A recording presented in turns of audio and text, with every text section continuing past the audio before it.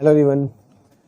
तो सबसे पहले तो एक्सट्रीमली सॉरी बोलूँगा तुम सबसे, क्योंकि मैं 2-3 दिन बाद लेक्चर अपलोड कर रहा हूँ। जैसे मैंने कहा था कि वीक में 4-5 लेक्चर्स अपलोड होंगे तो अपलोड होंगे, परेशान नहीं होना है। थोड़ा वक्त लग सकता है बट ऐसा ज़रूर होगा कि क्लासेस आएंगे, ठीक है। एक्चुअली क्या है कि मैं इन चीज़ों को तुम्हारे सामने कुछ और बेहतर तरीके से प्रेजेंट करने की कोशिश कर रहा हूँ ताकि तुमको और फैसिलिटीज़ मिले और क्वालिटी थोड़ी इम्प्रूव हो। तो उसमें थोड़ा मुझको वक्त लग रहा है बट ठीक है, कुछ दिनों में सब कुछ नॉर्मल हो जाएगा। और ऐसा उम्मीद करते हैं कि जैसा कि बहुत बच्चे डिमांड करेंगे सर लाइव क्लासेस भी रखिए, तो बहुत जल्दी हम लोग लाइव क्लासेस में भी मिलेंगे, ऐसा हम लोग प्लान कर रहे हैं। और बहुत जल्दी ही इस पे हम लोग वक्त शुरू करेंगे, ऐसा मैं उम्मीद करता हूँ, ठीक है। इन बिटवीन मैं ये भी उम्मीद कर सकता हूँ कि तुम सब जितने लेक्चर्स अपलोड किए गए हैं अब तक वेक्टर्स के, उन सारे लेक्चर्स को देखा होगा, समझा होगा, अच्छे से पढ़ा होगा, नोट्स बनाया होगा और क्वेश्चन भी सॉल्व किया होगा जितना अब तक हम लोग करे, ठीक है। एक चीज़ और, जैसा मैंने कहा था कि हम लोग जो भी पढ़ेंगे डेली प्रैक्टिस क्वेश्चंस का करना बेहद ज़रूरी है, ये कंफर्म है। प्रैक्टिस ही इंसान को परफेक्ट बनाता है, ये कंफर्म है। हम सिर्फ पढ़ते रहे, लेक्चर्स देखते रहे मगर प्रैक्टिस न करें तो ये हमको परफेक्ट नहीं कर सकता, कभी नहीं, इम्पॉसिबल है। कैसे प्रैक्टिस करेंगे? प्रैक्टिस के लिए बहुत सिंपल सा फंडा है। ज़्यादा प्रैक्टिस करने से कई गुना बेहतर होता है रेगुलर प्रैक्टिस किया जाए। एक ही दिन बैठ कर सारा क्वेश्चन सॉल्व करने से कई गुना बेहतर होगा थोड़ा थोड़ा रेगुलर बेसिस पे किया जाए, ये तुमको बहुत हेल्प करेगा। इसलिए हमने क्या किया, तुमको मैंने इसके पहले शेयर भी किया था कि मैं एक व्हाट्सएप ग्रुप मैंने बना रखा है तुम लोगों के लिए, और उस व्हाट्सएप ग्रुप में हम लोग डेली क्वेश्चंस की प्रैक्टिस करेंगे और जो भी टॉपिक्स हम लोग पढ़ेंगे उन पर क्वेश्चंस करेंगे कि हम कितना समझे, कितना क्वेश्चन कर पा रहे हैं। मैंने एक नंबर शेयर किया था, मैं फिर अभी इसके वीडियो के टाइटल में मैं वो नंबर शेयर कर रहा हूँ। उस नंबर पे ही व्हाट्सएप ग्रुप हम लोग का बना है BHU BSc 2022 एंट्रेंस एग्ज़ामिनेशन के लिए। ये ग्रुप स्पेसिफिकली बना हुआ है BHU BSc 2022 एंट्रेंस एग्ज़ामिनेशन के लिए। ये ग्रुप शुरू हो चुका है, ऑपरेशन में है। जो भी बच्चे इससे जुड़ना चाहते हैं वो व्हाट्सएप करेंगे अपने नाम के साथ, ठीक है। बट एक बात ध्यान रखना कि ग्रुप है रेगुलर प्रैक्टिस के लिए। ग्रुप में शांत होकर नहीं बैठना है, जो भी वक्त दिया जाए उस वर्क को कंप्लीट करना है। अगर सिर्फ ग्रुप में इससे जुड़ना है कि चलो बस ग्रुप का नाम है तो ऐड हो जाते हो, तो फिर ये ग्रुप तुम्हारे लिए नहीं है। ये ग्रुप उन्हीं के लिए होगा जो सीरियसली रेगुलर प्रैक्टिस करना चाहते हैं क्वेश्चंस का। तुमको रेगुलर क्वेश्चंस मिलेंगे और उसी दिन उन क्वेश्चंस के आंसर्स सॉल्यूशन भी मिलेंगे, ठीक है। तो तुम अगर उसको रेगुलर नहीं करोगे तो फिर ये ग्रुप तुम्हारे लिए यूज़फुल नहीं होगा, ठीक है। तो इस बात को ध्यान रखना है कि जो बच्चे बहुत सीरियस है, एक ज़िद है कि इस बार BHU BSc क्वालिफाई करना ही करना है एट एनी कॉस्ट, तुमको तुरंत उस ग्रुप को ज्वाइन करना होगा और जैसे जैसे उसमें इंस्ट्रक्शंस दिए जाएंगे उसको फॉलो करना होगा। क्या क्या बातें बताई जा रही, कितना यूज़फुल है, क्या करना है, कैसे करना है, डेली बातें होंगी। क्योंकि बहुत से ऐसे बच्चे होते हैं जिनके अपने कुछ पर्सनल डाउट्स होते हैं, वो उस डाउट्स को क्लियर नहीं कर पाते। बट ये ग्रुप जो तुम्हारा बनाया गया है, इस ग्रुप में तुम्हारे कोई भी पर्सनल डाउट्स होंगे, तुम आराम से उसको बात कर सकते हो, बता सकते हो कि सर ये टॉपिक में ये चीज़ें दिक्कत कर रही हैं, यहाँ पर प्रॉब्लम हो रही है, उसको एड्रेस भी किया जाएगा। ऐसा नहीं है, एक एक बच्चे की इंडिविजुअल प्रॉब्लम को बिल्कुल एड्रेस किया जाएगा, ठीक है। इसलिए ही वो ग्रुप का फॉर्मेशन हुआ है। तो जो बच्चे भी जुड़ना चाहते हैं, रेगुलर प्रैक्टिस करना चाहते हैं, मेहनत करना चाहते हैं, ठीक है, सीरियसली वो उस ग्रुप में ज़रूर जुड़ें और उस ग्रुप से जितना फ़ायदा उठा सकते हो उतना फ़ायदा उस ग्रुप का उठाओ, ठीक है। एक टेलीग्राम चैनल भी मैं शेयर करूँगा, उसमें पीडीएफ वगैरह हम लोग शेयर करेंगे।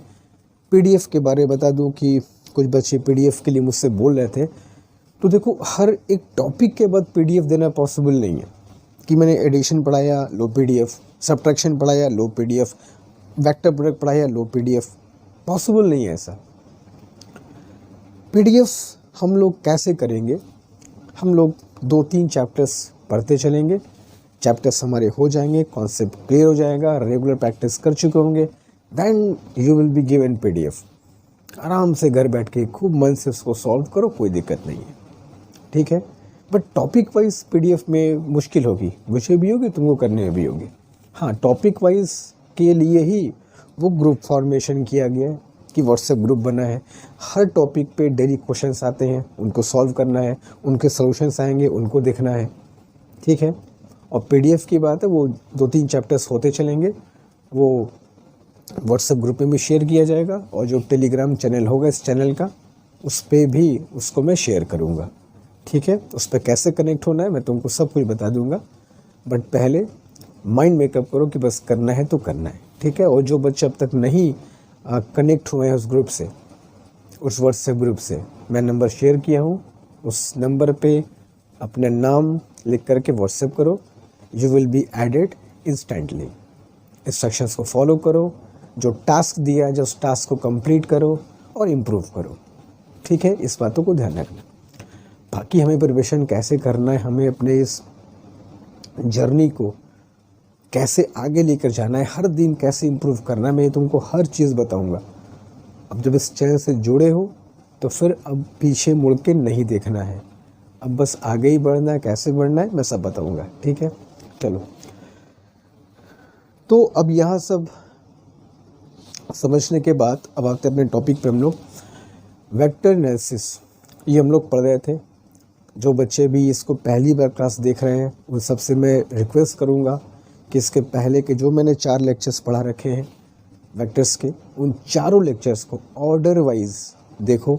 एक सेपरेट प्लेलिस्ट बना रखा है 2022 एग्जामिनेशन के लिए, उस प्लेलिस्ट में जाओ, जितने भी लेक्चर्स होंगे सब वहीं पर तुमको मिलेंगे। ऑर्डर वाइज देखो, कॉन्सेप्ट बिल्कुल क्लियर हो जाएगा। नहीं होगा कमेंट बॉक्स में मेंशन करो, नेक्स्ट क्लास में जब भी हम लोग मिलेंगे उस पर डिस्कस करेंगे, ठीक है, ओके। अब हम लोग अब टॉपिक की बात करें तो आज हमारा वेक्टर्स का लेक्चर नंबर 5 आ रहा है। इस 5th लेक्चर में हमें एक बहुत छोटा सा मगर बहुत ही इम्पॉर्टेंट टॉपिक कवर करना है, वो है to find component of a vector in the direction of another vector. एक वेक्टर हमको दिया रहेगा, उस वेक्टर का किसी दूसरे वेक्टर के डायरेक्शन में हमें कंपोनेंट फाइंड करने को कहा जाएगा। ये हमारा क्वेश्चन होगा। कैसे करेंगे इसको, इसका क्या फॉर्मूला होगा, एप्लीकेशन क्या है, आगे इसका क्या यूज़ है, सारी बात हम लोग आज करते हैं, ठीक है। तो चलो फिर शुरू करते हैं हम लोग आज का अपना topic, to find component of a vector in the direction of another vector. सुनो, हमें इसमें जनरली 2 वेक्टर्स दिए जाएंगे और उनके कंपोनेंट्स पूछा जाएगा। कभी कभी कंपोनेंट्स के सिर्फ मैग्नीट्यूड भी पूछा जाता है, एग्जामिनेशन में आया है, कई दफ़ा क्वेश्चन भी पूछा गया है। तो क्या मेथड होता है जो उसको देखते हैं, ठीक है। बट पहले इसके कॉन्सेप्ट को समझते हैं। फॉर्मूला तो जो है वो तो है ही है, इसे कॉन्सेप्ट को समझते हैं, कॉन्सेप्ट इसका क्या है और आगे हमें कितना हेल्प करेगा पूरे फिज़िक्स को समझने में, समझो। तो सपोज दैट ये हमारे पास 2 वेक्टर्स हैं ए और बी और उनके बीच कुछ एंगल दे रखा है हमको। Let us suppose angle is theta, fine, okay. Generally जो क्वेश्चंस बनेंगे उसमें ये 2 वेक्टर्स जो होंगे वो generally I cap J cap के कैप के फॉर्म में दिया जाता है। एंगल देगा तो भी कोई दिक्कत नहीं है, हम लोग हर टाइप के क्वेश्चन करेंगे, ठीक है। तो सपोज दैट हमें ये दो वेक्टर्स दिए हैं ए और बी, और इन वेक्टर्स के बीच कुछ एंगल भी दे रखा है। Let us suppose this angle is theta, ठीक है। फाइन। अब हमें कहता है कि इस वेक्टर ए का वेक्टर बी के डायरेक्शन में कंपोनेंट फाइंड करो। कंपोनेंट, या वैसे भी कह सकता है वेक्टर बी का वेक्टर ए के डायरेक्शन में कंपोनेंट फाइंड करो। कंपोनेंट का मतलब मैं इतना उम्मीद करता हूँ कि +2 के बाद सबको पता होगा किसी वेक्टर के कंपोनेंट का क्या मतलब होता है। बस एक शब्द में इसको बताऊँगा। किसी वेक्टर का कंपोनेंट का मतलब होता है उस वेक्टर का इफ़ेक्ट। हम किसी वेक्टर का किसी डायरेक्शन में जब इफ़ेक्ट निकालते हैं, कितना इफ़ेक्ट पड़ेगा, उस इफ़ेक्ट को बोलते हैं वेक्टर का कंपोनेंट, ठीक है। इस बात को ध्यान रखना, ठीक है। तो whenever I find component of vector A in the direction of vector B, इसका मतलब ये हुआ कि हम वेक्टर ए का वेक्टर बी पर कितना इफ़ेक्ट पड़ेगा ये निकालना चाहते हैं। अगर मैं बी का वेक्टर ए में कंपोनेंट निकाल रहा हूँ, इट मीन्स मैं बी का वेक्टर ए पर कितना इफ़ेक्ट पड़ेगा ये निकालना चाह रहा हूँ। तो कंपोनेंट को अपने बेहतर कॉन्सेप्ट की पॉइंट ऑफ व्यू अगर समझना हो तो कह सकते हो कि किसी वेक्टर का किसी दूसरे डायरेक्शन में जो इफ़ेक्ट होता है, कितना इफ़ेक्ट पड़ेगा, वो इफ़ेक्ट उसका कंपोनेंट कहलाता है, ठीक है। चलो, तो हमें पूछा for example component of vector A along vector B. हमें कंपोनेंट ऑफ वेक्टर ए बोला along वेक्टर बी, बी के along कितना होगा। तो इसको चलो मैं ऐसे डिनोट करता हूँ A B stand for vector A का component in the direction of B, ऐसे लिखने का तरीका है, ठीक है। Similarly component of vector B along vector A is equal to this one, ठीक है। ऐसे लोग इसको लिखते हैं। बी का कंपोनेंट ए के डायरेक्शन में, ए का कंपोनेंट बी के डायरेक्शन में। फाइंड कैसे करेंगे सर? लिखना तो आप बता रहे हो, फाइंड कैसे करेंगे? देखो फाइंड कैसे करते हैं। सपोज दैट ये वेक्टर ए है, वेक्टर ए का वेक्टर बी के डायरेक्शन में हमें कंपोनेंट फाइंड करना है। तो जब किसी वेक्टर का किसी वेक्टर के डायरेक्शन में कंपोनेंट फाइंड करना होगा तो हमें करना क्या होता है, उस वेक्टर से उस गिवन वेक्टर के डायरेक्शन में एक परपेंडिकुलर ड्रॉप कर दो। जैसे हमें वेक्टर ए का वेक्टर बी के डायरेक्शन में कंपोनेंट फाइंड करने को बोला, भाई कंपोनेंट कितना होगा। तो जिस वेक्टर का कंपोनेंट फाइंड करना हो उस वेक्टर से एक परपेंडिकुलर ड्रॉप करो। कहाँ ड्रॉप करें सर? जिस वेक्टर के डायरेक्शन में कंपोनेंट फाइंड करना है उस डायरेक्शन में ही तुमको परपेंडिकुलर या नॉर्मल ड्रॉप करना होगा। जैसे हमें ए का कंपोनेंट फाइंड करना है बी के लॉन्ग, तो मैंने क्या किया, ए से एक परपेंडिकुलर ड्रॉप कर दिया ऑन वेक्टर बी, ड्रॉप कर दिया। क्लियर? तो ये जो इतना हिस्सा तुमने देखा, दिस पार्ट, ये जो हिस्सा तुम देख रहे हो ये वाला, यही वेक्टर ए का वेक्टर बी का बी के डायरेक्शन में कंपोनेंट कहा जाएगा। This part will be called component of A in the direction of B. इसको हम लोग प्रोजेक्शन भी कहते हैं मैथमेटिक्स की भाषा में, कि वेक्टर ए का वेक्टर बी के डायरेक्शन में प्रोजेक्शन है। एक्चुअली प्रोजेक्शन ही कंपोनेंट होता है, ठीक है। तो अगर मैं वेक्टर ए का वेक्टर बी में प्रोजेक्शन निकालूं या वेक्टर ए का वेक्टर बी के डायरेक्शन में कंपोनेंट निकालूं, मैथमेटिकली दोनों चीज़ें सेम है, कोई बहुत डिफरेंस दोनों में नहीं है अगर मैग्नीट्यूड की बात किया जाए तो, ठीक है। तो फिर देख लो मैंने क्या किया, वेक्टर ए का कंपोनेंट फाइंड करना था बी के अलोंग, तो वेक्टर ए से बी के ऊपर मैंने एक परपेंडिकुलर ड्रॉप कर दिया. This perpendicular is called component of vector A along vector B. ठीक है, इसको हम लोग दूसरी भाषा में projection of vector A along vector B भी कह सकते हैं, कोई दिक्कत नहीं है. This is the projection of vector A in the direction of B. इसका उल्टा फाइंड करना हुआ. इसका उल्टा मतलब वेक्टर बी का वेक्टर ए में कंपोनेंट फाइंड करो या इफेक्ट फाइंड करके बताओ कितना इफेक्ट है, तो ठीक वही करेंगे. वेक्टर बी का वेक्टर ए में कंपोनेंट फाइंड करना है तो हम क्या करेंगे कि बी से ए के ऊपर क्या ड्रॉप करेंगे, परपेंडिकुलर. छोटा बढ़ेगा तो उसको एक्सटेंड कर सकते हैं, जैसे ड्रॉप करते हो परपेंडिकुलर वैसे करेंगे हम लोग. तो जब बी से हम एक परपेंडिकुलर ड्रॉप करेंगे ए के ऊपर, ठीक है, तो वो जो प्रोजेक्शन आएगा वो कहलाएगा component of be in the direction of vector A. ठीक है, तो सिंपल मेथड है. जिस वेक्टर का कंपोनेंट फाइंड करना है उस वेक्टर से एक परपेंडिकुलर ड्रॉप कर दो उस वेक्टर के ऊपर जिस वेक्टर के डायरेक्शन में कंपोनेंट फाइंड करने को बोला गया है, तो मैंने ड्रॉप कर दिया. ठीक है, तो ये हमारा मिल गया component of vector A in the direction of vector B. अब इसको निकाला कैसे जाए, तो अगर फिगर देखा जाए तो cos theta is equal to base upon hypotenuse. तो base is this one upon hypotenuse is A. अभी मैं अगर डायरेक्शन हटा दूँ, सिर्फ मैग्नीट्यूड की बात करूँ तो ए बी एंड ए, सिर्फ मैग्नीट्यूड की बात करते हैं, तो you will get A B is A cos theta. ठीक है, तो and since we know that A dot B is equal to formula क्या होता है, mod of A mod of B and cos theta.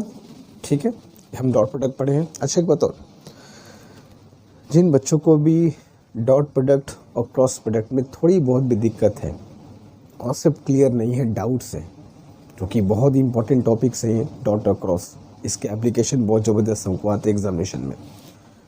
इन पे बहुत डिटेल्ड मैंने class बना कर रखी है, एक डॉट प्रोडक्ट पे अलग, क्रॉस प्रोडक्ट पे बहुत बहुत यूज़फुल, बहुत इंफॉर्मेटिव, बहुत ही डिटेल्ड वे में मैंने पढ़ा रखा है.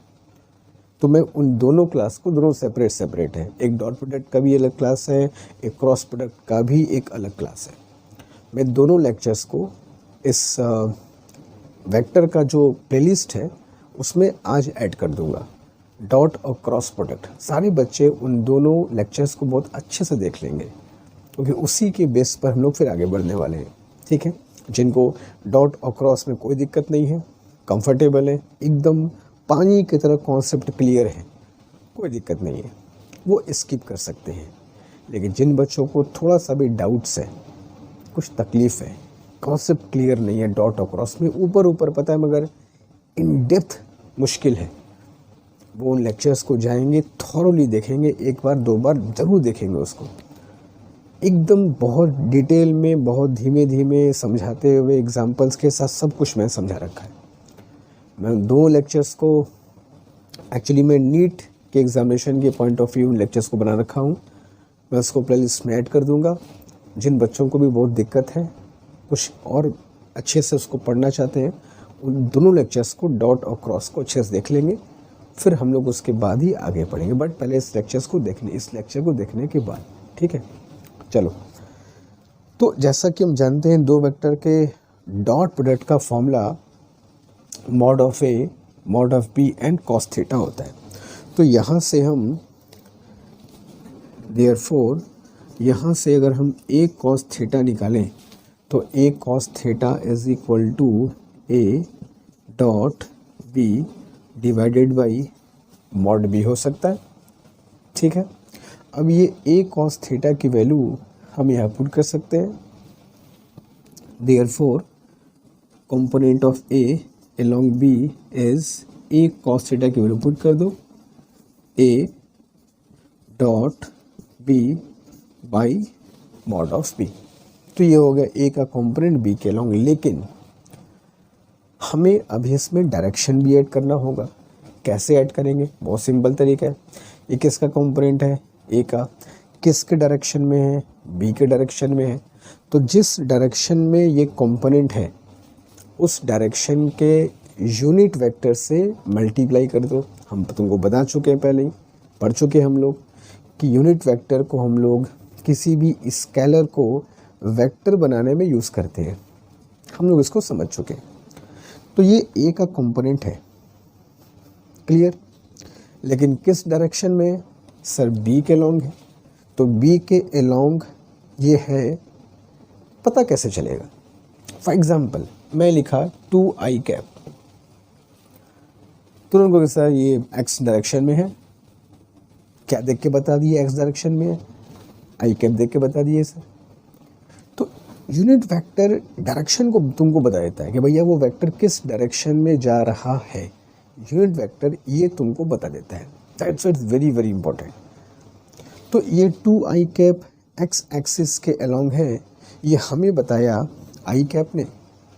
तो ये जो कंपोनेंट है ए का है, बी के अलोंग है, ये कैसे पता चलेगा? ये ए का कंपोनेंट बी के डायरेक्शन में है, ये पता कैसे चलेगा? जब हम इसमें कुछ ऐसा चीज़ जोड़ दें जो ये बता दे कि भाई इसका डायरेक्शन कहाँ जाने वाला है। तो हमको तो पता है कि इसका डायरेक्शन बी में जाएगा। तो हम इस काम करें, इसको अगर वेक्टर रूप देना हुआ और इसको अगर वेक्टर फॉर्म देना हुआ तो A dot B by B into B cap कर सकते हैं, इंटू बी कैप। ये बी कैप क्यों किया? बी कैप से ही तो पता चलेगा कि ये ए का कंपोनेंट है बी के डायरेक्शन में। तो जिस डायरेक्शन में तुम कंपोनेंट फाइंड कर रहे हो उसके यूनिट वेक्टर से मल्टीप्लाई भी कर दो। अब ये तुम्हारा बन गया परफेक्ट फॉर्मूला, ठीक है। एक चीज़ और, हम लोग ये भी जानते हैं कि किसी वेक्टर का यूनिट वेक्टर निकालने के लिए उस वेक्टर में उसके मॉड से क्या करते हैं? डिवाइड देते हैं। A cap is equal to vector A by mod A. हम सबको पता है, सिंपल सा फॉर्मूला है। किसी वेक्टर का यूनिट वेक्टर फाइंड करने के लिए उस वेक्टर में उसके मॉड से डिवाइड देते हैं। तो इस फॉर्मूले को हम लोग आगे लिख सकते हैं, A dot B by B into vector B by mod B. B cap को बोल दिया मैंने vector B by mod B. तो बी इंटू बी का तुम्हारा जो फॉर्मूला हो जाएगा, A dot B is A dot B as it is, B into B क्या हो जाएगा? ये बी स्क्वायर, और ये हो जाएगा तुम्हारा वेक्टर बी। तो ये तुम्हारा लास्ट फॉर्मूला हो गया वेक्टर ए का कंपोनेंट वेक्टर बी के डायरेक्शन में। लग रहा होगा बहुत फॉर्मूला बहुत हैवी है, ऐसा बिल्कुल नहीं है। सिर्फ ए डॉट बी निकालना होगा, क्लियर। मॉड बी निकालना होगा और वेक्टर बी तो हमको दिया ही रहेगा, ठीक है। हाँ, ए डॉट बी निकालने आना चाहिए। जिनको नहीं आता होगा, मैं प्लेलिस्ट में डॉट प्रोडक्ट का पूरा थॉरो लेक्चर शेयर करूँगा, उसको देखना, समझना, नोट्स बनाना। फिर भी कोई दिक्कत होगी तो मैं हूँ, मुझको बताना, मैं फिर से उसको तुमको समझाऊँगा, ठीक है, फाइन। तो ये हो गया ए का कंपोनेंट बी के अलोंग का formula, A dot B by B square into B cap. ये सबको समझ में आ गया कि यहाँ मैंने बी कैप क्यों लगाया। ये बी कैप लगाओगे तो ही तो पता चलेगा कि ये जो कंपोनेंट है वो बी के अलोंग जा रहा है, ठीक है। तो डायरेक्शन देने के लिए इस बी कैप का होना बहुत ज़रूरी है, ठीक है, फाइन। नाउ सिमिलरली अगर हमें ये फाइंड करना हुआ बी का कंपोनेंट ए के अलोंग, कैसे फाइंड करेंगे? इसको हल्का सा एक्सटेंड कर दिया और फिर बी से एक परपेंडिकुलर ड्रॉप कर दिया ऑन वेक्टर ए। जिस वेक्टर का कंपोनेंट फाइंड करना होगा उससे एक परपेंडिकुलर हमें ड्रॉप कर दिया, तो ये जो हिस्सा कटेगा प्रोजेक्शन वही कहलाएगा बी का कंपोनेंट ए के अलोंग। तो पूरा मेथड वैसे ही है, फॉर्मूला लिखना हो तो ए और बी को इंटरचेंज कर दो। ए डॉट बी तो यहाँ भी आएगा as it is, A dot B will be as it is, B square के बदले क्या हो जाएगा A square into vector A. ठीक है, तो ये हो गया तुम्हारा फॉर्मूला। अब याद करना है, कन्फ्यूज़न सर कैसे, वो सिंपल, ए डॉट बी दोनों में आएगा। ठीक है, और जिस डायरेक्शन में तुम्हें कंपोनेंट निकालना है नीचे वही रहेगा। बी के लॉन्ग निकालना है तो नीचे बी स्क्वायर, और ए के लॉन्ग निकालना है नीचे ए स्क्वायर। ठीक है, ये सिंपल याद करने का तरीका है। तो इस तरीके से हम फाइंड कर सकते हैं किन्हीं वेक्टर्स का, किन्हीं गिवन वेक्टर्स के डायरेक्शन में कंपोनेंट क्या होगा। We can easily find out by this formula. तो बहुत यूज़फुल फॉर्मूला है, बीएचयू में डायरेक्ट क्वेश्चन पूछे जाते हैं। इनफैक्ट सिर्फ फिजिक्स में नहीं, मैथमेटिक्स में भी वेक्टर्स में पढ़ते वहाँ भी क्वेश्चन पूछे जाते हैं। ठीक है, तो इस फॉर्मूले से हम लोग किसी वेक्टर्स का, किसी वेक्टर का किसी गिवन वेक्टर के डायरेक्शन में कंपोनेंट फाइंड कर सकते हैं। तो अब क्वेश्चंस करेंगे इस पर हम लोग, बट बिफोर दैट इसे कॉपी कर लो, इसके शॉर्ट लेना वो ले लो, ताकि हम लोग फिर आगे चलेंगे, इस पर कुछ क्वेश्चंस करते हैं। ठीक है, जल्दी क्विक।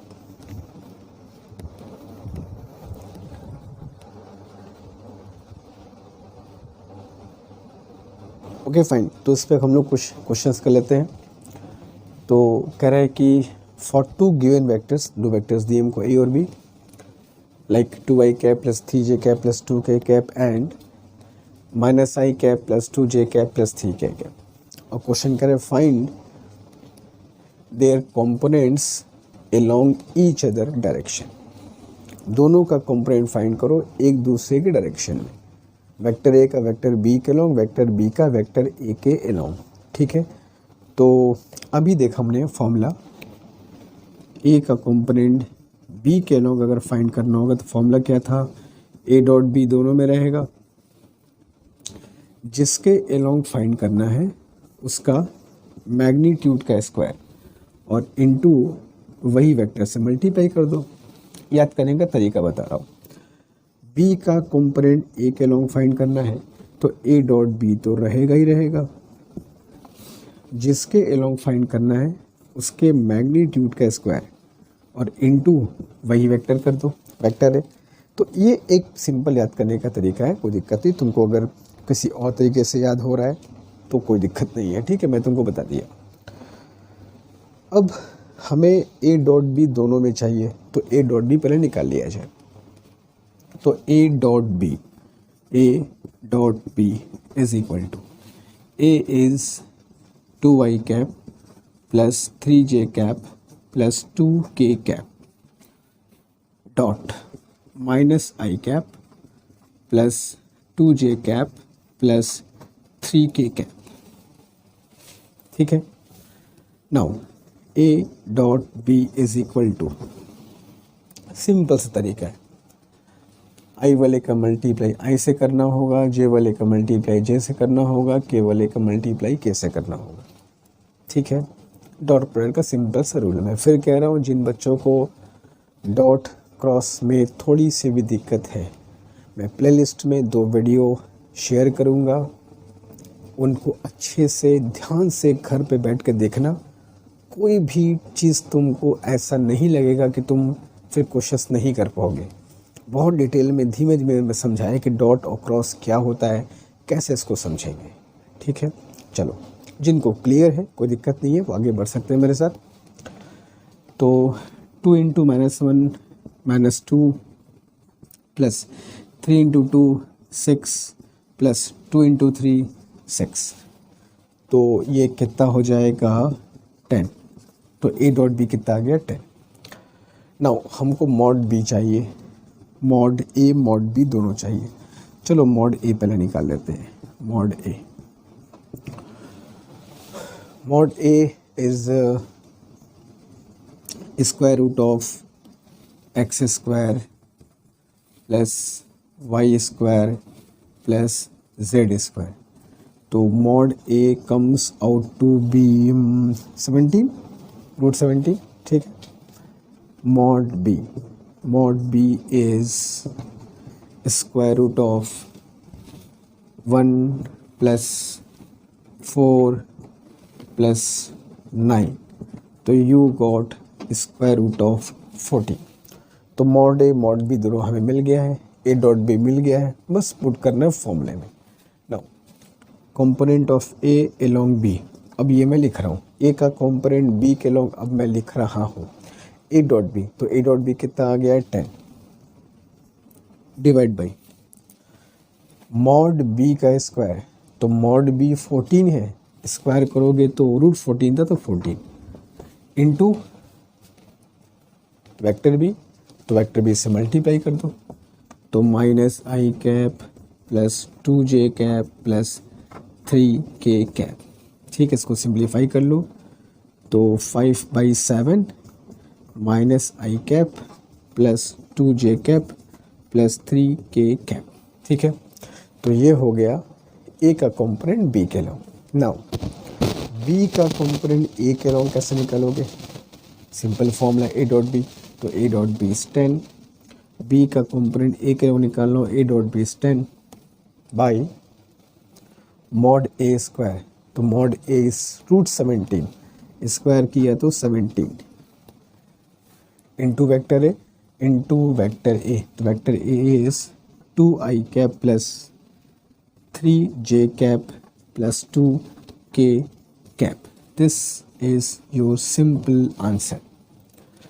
तो इस तरीके से हम लोग कैलकुलेट करते हैं किसी गिवन वेक्टर का किसी दूसरे वेक्टर की डायरेक्शन में कंपोनेंट। उसके फॉर्मूले को समझ गए, मेथड को समझ गए, क्वेश्चन भी कर लिया।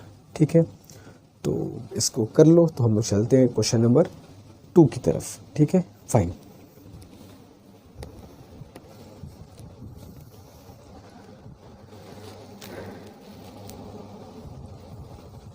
ओके, तो चलते हैं बच्चों क्वेश्चन नंबर 2 की तरफ। क्वेश्चन नंबर 2 है तो बहुत छोटा, बहुत ही आसान सा क्वेश्चन, मगर इसके अंदर जो कॉन्सेप्ट तुमको मैं बताऊंगा वो पूरे फिज़िक्स का बेस है।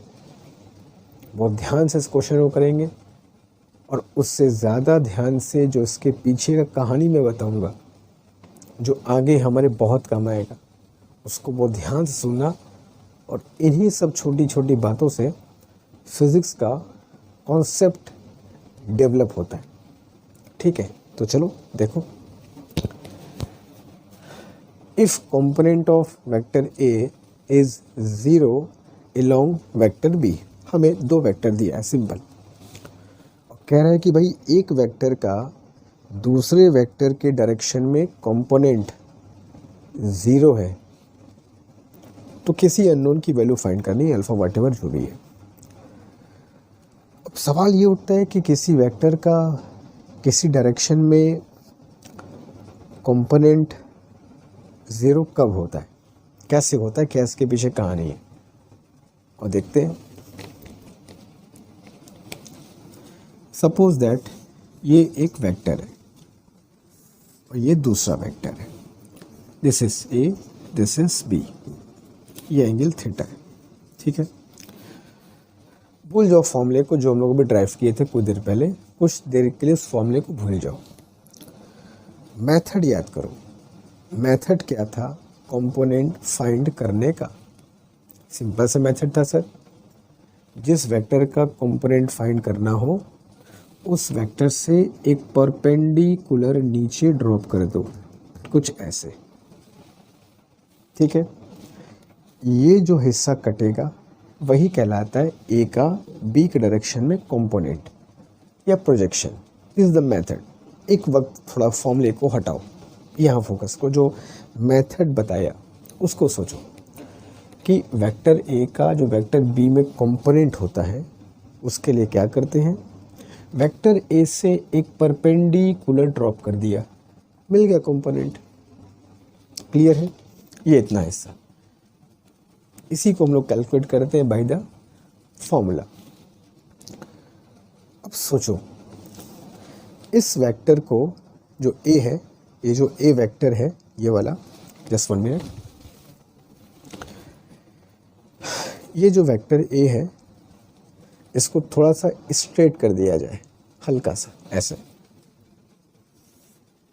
वेक्टर को हमको बदलना नहीं है, मैग्नीट्यूड को चेंज नहीं करना है, बस वेक्टर को यहाँ से यहाँ लेते हो, ठीक है। फिर अब कंपोनेंट फाइंड करोगे तो परपेंडिकुलर ड्रॉप करोगे। अब बताओ कंपोनेंट क्या हुआ, कम हो गया कि बढ़ गया? पहले इतना कंपोनेंट था, अब इतना मिल रहा है, कम हो गया कंपोनेंट। थोड़ा सा और स्ट्रेट कर दो, लो और स्ट्रेट कर दिया। फिर कंपोनेंट फाइंड करोगे, फिर परपेंडिकुलर ड्रॉप करोगे तो कितना हो जाएगा? कंपोनेंट और कम हो गया। पहले इतना कंपोनेंट, फिर इतना कंपोनेंट, फिर इतना कंपोनेंट। और अगर मैं वेक्टर ए को एकदम सीधा कर दूं, सीधा मतलब वर्टिकल कर दूं, बी से 90 डिग्री फॉर्म करता हुआ अगर मैं इसको बनाऊं, तो जाहिर सी बात है अब अगर ए से परपेंडिकुलर ड्रॉप करोगे तो वो परपेंडिकुलर यहीं पर गिर जाएगा और कंपोनेंट क्या हो जाएगा? 0। तो इस कंडीशन में कंपोनेंट देखो, जैसे ही वेक्टर को मैं पीछे घुमा रहा हूँ, ये कंपोनेंट धीमे धीमे क्या हो रहा है? कम होता जा रहा है ना, है कि नहीं? पहले इतना कंपोनेंट मिला, फिर इतना मिला, फिर इतना मिला, फिर 0 हो गया। तो जब भी कोई वेक्टर किसी दूसरे वेक्टर के परपेंडिकुलर होता है, जब भी कोई वेक्टर किसी दूसरे वेक्टर के परपेंडिकुलर होता है, मतलब बीच का एंगल 90 डिग्री होता है, तो इन दोनों का कंपोनेंट एक दूसरे के डायरेक्शन में 0 होता है, कंफर्म 100%, ठीक है। कंपोनेंट 0 किसी वेक्टर का किसी दूसरे वेक्टर के डायरेक्शन में तभी 0 होगा जब वो वेक्टर उस गिवन वेक्टर के परपेंडिकुलर हो। तो अगर मैं तुमसे बोलता हूँ कि ये वेक्टर इस वेक्टर के कंपोनेंट 0 है, उस वेक्टर के अलोंग कंपोनेंट 0 है, इट मीन्स कि ये वेक्टर इस वेक्टर के परपेंडिकुलर ही होगा। रिजल्ट तुम्हारे सामने है कि ऐसा क्यों हो रहा है, वजह देखो ऐसा क्यों हो रहा है। क्लियर है? क्योंकि जब ये परपेंडिकुलर होगा तो कंपोनेंट कैसे फाइंड करते हो? वेक्टर से तुम ड्रॉप करते हो परपेंडिकुलर। तो जब ये वेक्टर धीमे धीमे सीधा करते जाओगे तो ये जो प्रोजेक्शन है वो धीमे धीमे क्या हो? कम होता जाएगा।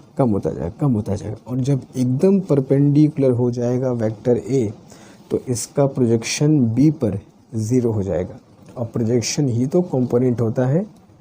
तो इस कंडीशन में जब वेक्टर ए वेक्टर बी के परपेंडिकुलर है वेक्टर ए, तो वेक्टर ए से परपेंडिकुलर ड्रॉप करोगे तो यहीं पर पड़ जाएगा और प्रोजेक्शन 0 हो जाएगा, और प्रोजेक्शन ही तो कंपोनेंट होता है। तो अगर कोई वेक्टर किसी वेक्टर के परपेंडिकुलर है तो उस वेक्टर के डायरेक्शन में कंपोनेंट 0 होगा। और कंपोनेंट का मतलब क्या होता है? इफेक्ट। शुरुआत में बता दिया था कंपोनेंट का मतलब इफेक्ट होता है, ठीक है। तो ये भी कह सकते हैं कि अगर कोई वेक्टर किसी दूसरे वेक्टर के परपेंडिकुलर है तो उस वेक्टर का उस डायरेक्शन में इफेक्ट 0 होगा, ठीक है। बात समझ में आ रही है? फाइन। अब जब दो वेक्टर परपेंडिकुलर है तो हम ये सब जानते हैं कि परपेंडिकुलर वेक्टर्स के लिए डॉट प्रोडक्ट क्या होता है भैया? 0 होता है। अगर दो वेक्टर्स परपेंडिकुलर हैं तो उनका डॉट प्रोडक्ट 0 होता है, ये सब फैक्ट है। डॉट प्रोडक्ट जब देखोगे लेक्चर्स तो वहाँ सब कुछ समझाया मैंने, ठीक है। ज़रूर उसको देखना, जो लोग को कॉन्सेप्ट क्लियर है वो भी एक बार देखेंगे अपने एक बार, और कॉन्सेप्ट को और तगड़ा बनाने के लिए बस ज़रूर उस वीडियो को देखना, ठीक है। तो अगर दो वेक्टर परपेंडिकुलर हैं तो ए डॉट भी पक्का 0 होगा, ठीक है। कर देते हैं। तो 2i cap plus alpha J cap minus 2k cap dot 4i cap plus 2j cap minus 3k cap is equal to 0, ठीक है। तो 2 4 जा 8 plus 2 alpha plus 6 is equal to 0। तो 2 alpha is minus 14, alpha is equal to minus 7। ठीक है। तो this is how you do such type of questions. और ये कॉन्सेप्ट को समझना कि कंपोनेंट कब ज़ीरो होता है, ठीक है। आई थिंक वो सिंपल सा कॉन्सेप्ट, मगर इसके यूज़ आगे बहुत होंगे। कहाँ होंगे अभी आगे आएगा। तो इस क्वेश्चन को कर लो। एक क्वेश्चन मैं दूंगा, उसका आंसर सबको मुझको कमेंट बॉक्स में बताओगे जल्दी कोई।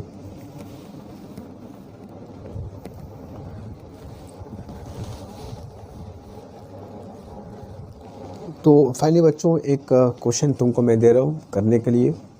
BHU में पूछा क्वेश्चन है ये वैल्यूज़ वेक्टर्स की थोड़ी सी बदली हुई थी, मगर क्वेश्चन ऐसे ही था, ठीक है। तो इसमें करना क्या है, find the magnitude of component of vector A along B. Vector A का वेक्टर बी के अलोंग जो कंपोनेंट होगा उसका मैग्नीट्यूड फाइंड करना है, ठीक है। ये BHU में पूछा गया क्वेश्चन है, ऐसे ही क्वेश्चन पूछा गया था, बस वेक्टर्स ए और बी की वैल्यू डिफरेंट थी, ठीक है। इस क्वेश्चन का आंसर सारे बच्चों को कमेंट बॉक्स पे मेंशन करना होगा। मैं देखूंगा किस किस ने इसके आंसर को सही दिया है, और इस पर हम लोग फिर अपने जो व्हाट्सएप ग्रुप है उस पर हम लोग ढेर सारे क्वेश्चंस प्रैक्टिस करेंगे, ठीक है। But before I leave this class for today, मैं फिर बोल दे रहा हूँ, डॉट प्रोडक्ट और क्रॉस प्रोडक्ट के थॉरली अंडरस्टैंडिंग के लिए मैं दोनों लेक्चर्स 1 by 1 प्लेलिस्ट में ऐड कर दूंगा, उसको अच्छे से देख लेना, फिर हम लोग उस पर भी प्रैक्टिस कर लेंगे, ठीक है। तो आज हम लोग यहाँ पे क्लास स्टॉप करेंगे, मिलते हैं नेक्स्ट क्लास में, और बहुत जल्दी हम लोग चीज़ों को बहुत बदले हुए रूप में तुम्हारे सामने लेकर के आने वाले हैं। बस थोड़ा सा पेशेंस रख लो, ठीक है। हम लोग बहुत यूनिक चीज़ करने वाले हैं और बहुत मज़ा आएगा पढ़ने में, ठीक है। तो मिलते हैं नेक्स्ट क्लास में, तब तक पढ़ाई लिखाई करो, अपना ध्यान रखो और पॉजिटिव रहो, ठीक है। सब बढ़िया होगा। Thank you.